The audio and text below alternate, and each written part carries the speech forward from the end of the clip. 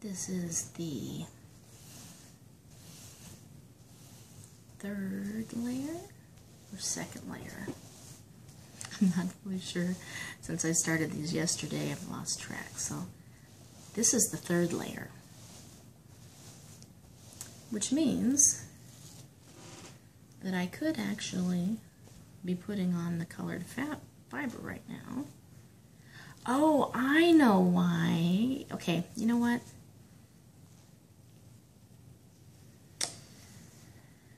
I have all these layers because it was for 2 shoes and I just kept going because I lost track. So these are going to be thicker shoes than normal. What I'm going to do is I'm going to get a layer of this brown here. I'm going to use my other template to get the right size. I have to sort of separate it so that it's not too thick. And on your colored fiber, I will give you written instructions on the weight that it should be in your kit, because it might be like this after being dyed and not be super regular. And since you don't have a lot of experience necessarily, you might not know what the proper amount feels like. So I'm going to give you specific measurements on the weight of the fiber for your colored section. Okay? I'm just going to tear that away. I'm going to look for spots that are, oh, well, only the toe was a little bit sparse. Add a little to the toe.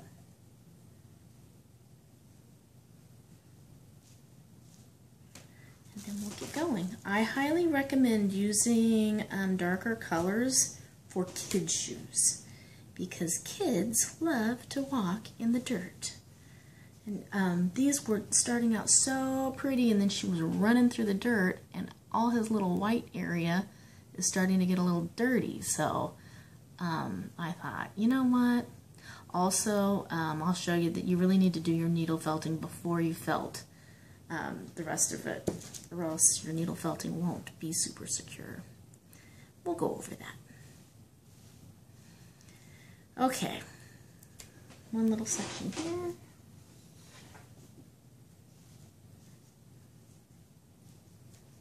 And pull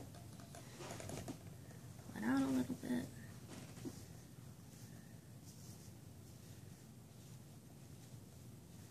Now when you, don't worry if it's not, very much over the edge of it, because it sort of wants to spread out and stretch once you get started.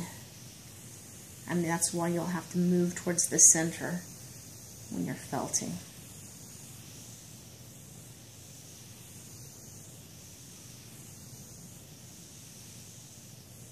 And I have to kind of keep an eye on the clock because I'm about to have to take my little one to preschool. I feel like I'm just running around all the time, taking kids here and there and everywhere. Got 2 in elementary school and 1 in preschool. And if you're a mom in America, I'm sure you know exactly what I mean. Okay, here we go.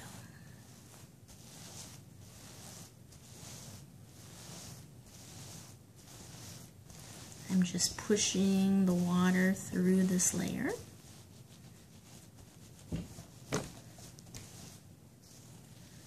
And I can already see the outline of the shoe.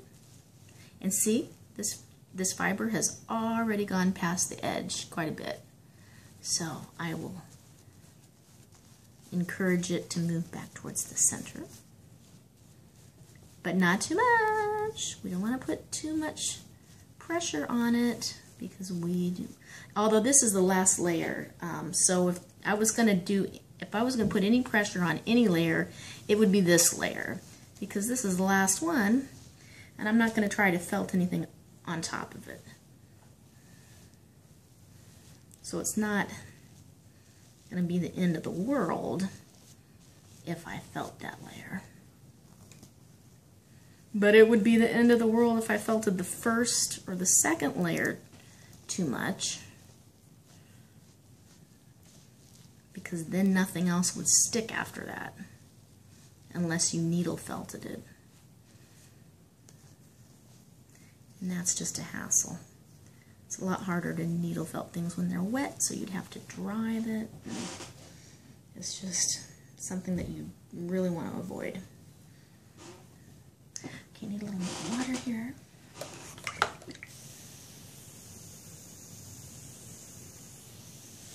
This is probably the hardest layer right here, because when you get a lot of excess, do you see that fold right there? Right on here, you need to kind of spread that out a little bit, because it'll be a little bit of a problem later on. It can, because part of it is a little felted, sometimes it doesn't want to felt real well. You end up with one or two little sections that are just not felting, and you're like, why? Well, it's because all that fiber is so thick right there and folded on top of each other. You need loose fibers in order to felt. So just very gently, I mean barely touching it, in circular motions, I'm going to go and try to tangle these onto the previous layer. But not too much, because if I did it too much, this next layer that I'm about to lay would not stick. And that is extremely frustrating. Now remember, I told you you didn't have to put color on the bottom, but I'm just going to this time. So I have plenty here. That way, whichever side turns out the best, I can choose to make that the top of the shoe. I can see a little bit of white right here, so I'll just add this in. You don't want any holes. And if you do layer it, you have to crisscross it. Okay. Just going with my dry hands here.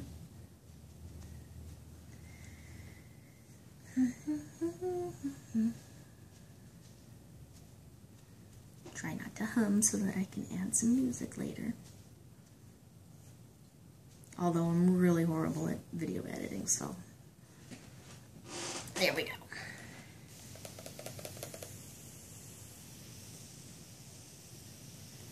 And we'll just do the same thing here that we did before. And I'll probably even speed this one up.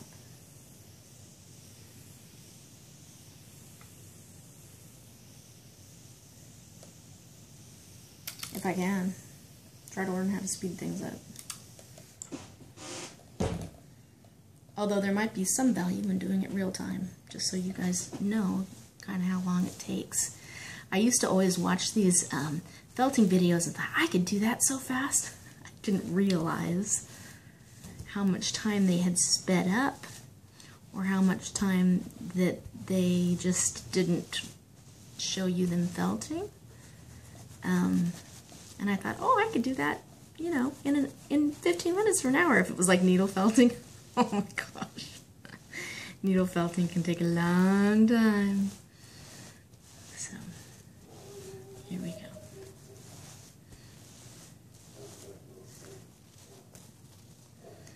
All right.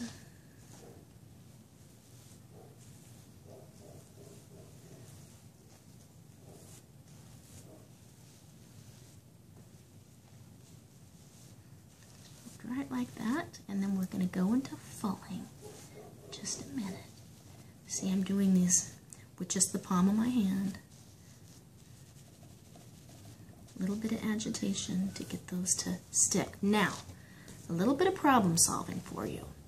If you get a section that doesn't want to stick, probably one of these sections right here, you're going to have to spread it out. Okay? And if you caught it a little bit late, you can get your ruble. Now I sell these, this is an antique ruble, but I sell some really good ones in my shop. And because they're new and they're not worn down, they work really, really well for agitating fibers. So you see how this fiber is now all fluffy right here? You can refelt that really easily if you accidentally overfelt. Okay?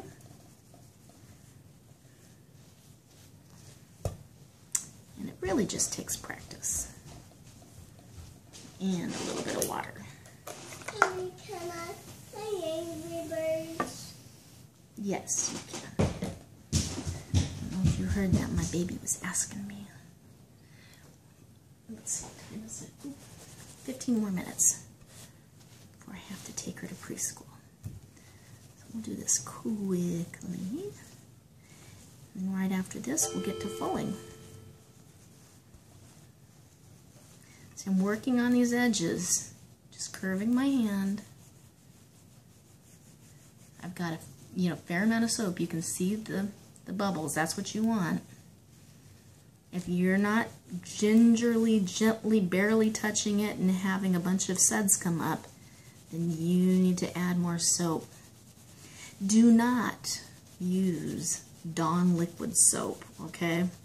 That's what I use to wash my fleeces because it's pH neutral. You do not want to try to felt with pH. I mean, you can felt with pH neutral, but it's not going to be the soap that's helping you so much as it's going to be the agitation that you're doing with your hands. So it's going to be a lot more work if you do it with a liquid dishwashing soap. Which I thought, oh, but it'll be nice because it won't dry out my hands. Yeah, it still dried out my hands. Not as bad as, just harsh, regular bathing soap. I really love my soap. I need to get my gal to make more so I can just sell bars of soap in the store. But if you want some and it's not in the store, message me down in the comments and I'll have her make you some. She does a fantastic job.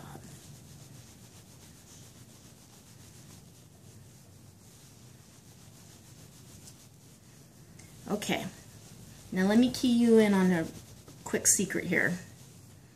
This is just about done. Now before I start to fold this, which is to say roll it, what I'm going to do is I'm going to rinse out all of that bubbles. All of this soap needs to be rinsed out before I start fulling.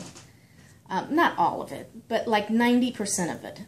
Because when you're fulling, you don't want these fibers to be slipping around. When they slip around, they don't really grab on, lock on, and felt. So I'm just going to go ahead and rinse this out, and then we'll start fulling after I take the baby to the preschool. Okay? This is just barely pre-felted, okay? But instead of doing a lot of rolling, I'm about to cut this puppy open. And the reason I'm going to do that is so that I can gauge where to needle felt the face. Because this is the optimum stage for needle felting right now. Okay? So this is going to have a little heel. So if you want just a tiny heel, you're going to cut right here. You want a bigger heel here. I like to cut up here because I can always cut back and create more room for the foot. All right? So I'm going to start here. I've got to get all the way through. Because these layers are not really felted, remember how we were super careful not to felt very much?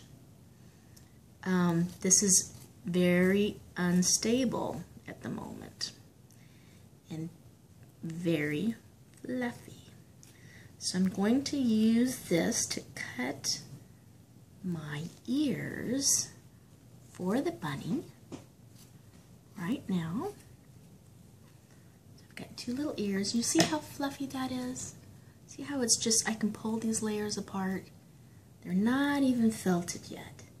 But that's exactly how you want it when you're going to start making your needle felt. Because if you were to felt this first, and then you would go to needle felt, a lot of it would want to come undone, like this. See, my original plan was not to make these bunny shoes. My daughter came up with that idea. I was just going to take these little things when I cut them and maybe turn them into like a heart and sew it on there. And she said, no, I want it to be a bunny. And so I was like, oh, well, that's a good idea. Let's make it a bunny.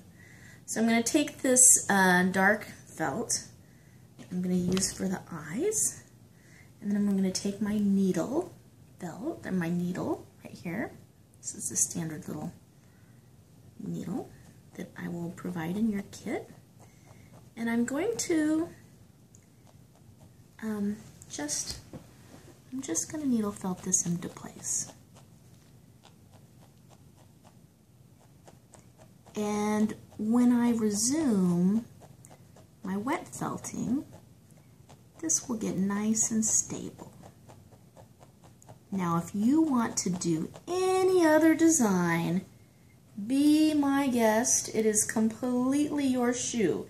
So you do not even need to turn these into bunny slippers.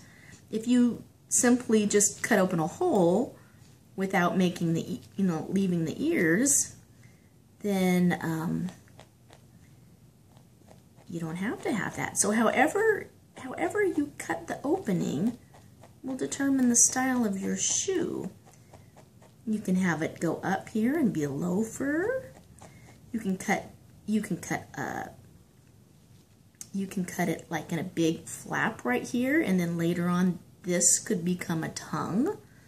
And I'll show you another video on how to create a tongue for your shoes so that you can eventually lace them up and have it look like a tennis shoe.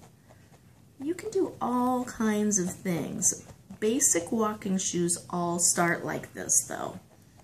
Okay, so now I've got two little eyes on there, and I'm gonna find my pink felt somewhere around here, and I'll make the nose.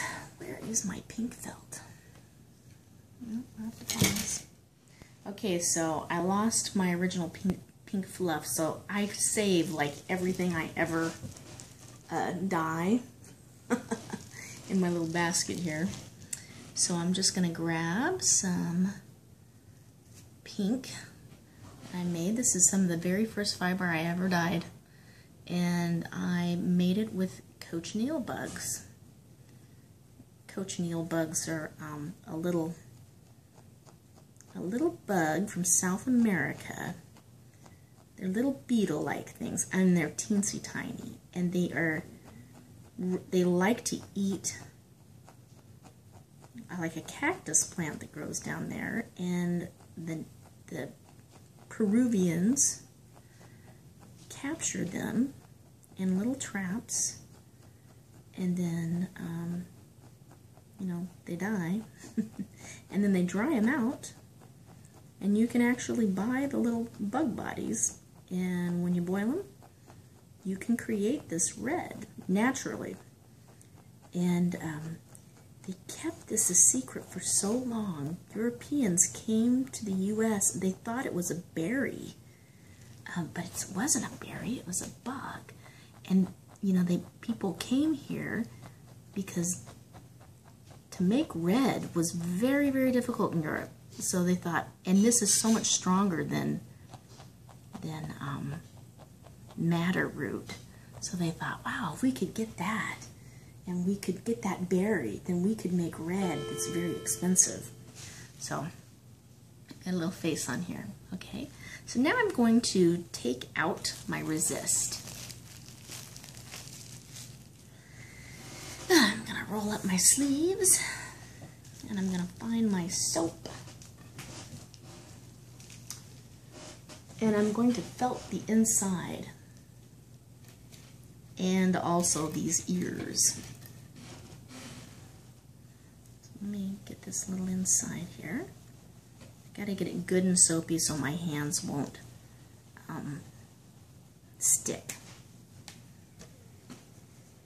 Okay, and while I'm going in here, I'm going to felt in here, and then I'm also going to put some on these ears, so these ears will form up nicely, because they are just, you know, they're coming apart. They're not felted yet. So we're going to have to felt them. And I'm going to even have to put something underneath it real quick so I can go across here. Now this is going to take a little time.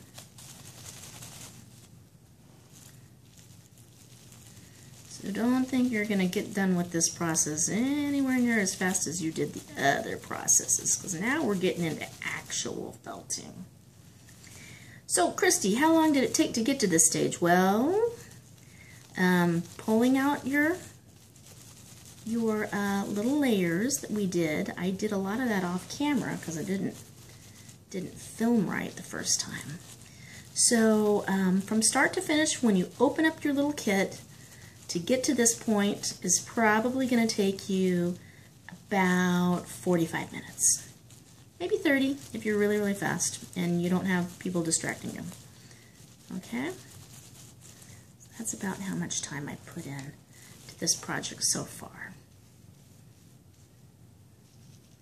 So I'm going to shape that. See, now it's starting to stick together. It's very delicate at this point. It's still pre-felt. Okay.